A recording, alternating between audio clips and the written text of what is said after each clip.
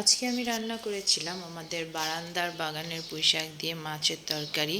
তো বারান্দা থেকে পুঁইশাকগুলো পেরে নিয়ে আসছি, তারপর এখানে মাছ ছোট ছোট পিস করে নিয়েছি। আপনারা যে কোনো মাছ নিয়ে নিতে পারেন।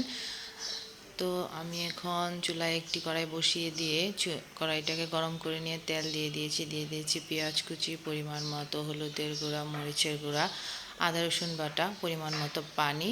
এখন মশলাগুলোকে খুব ভালো করে কষিয়ে নেব। দিয়ে দিয়েছি একটু জিরার গুঁড়ো, স্বাদ মতো লবণ। মশলাটাকে খুব ভালো করে কষিয়ে নিয়েছি।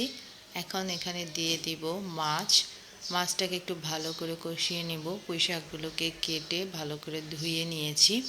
এখন দিয়ে দিব পুঁইশাকগুলোকে খুব ভালো করে কষিয়ে নিতে হবে। কষিয়ে নিয়েছি মাছের সাথে।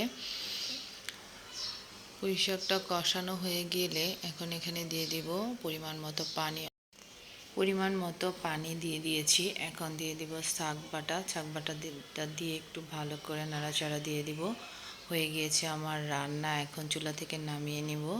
ভিউয়ার্স, আপনারাও ট্রাই করবেন, খেতে খুব ভালো লাগে।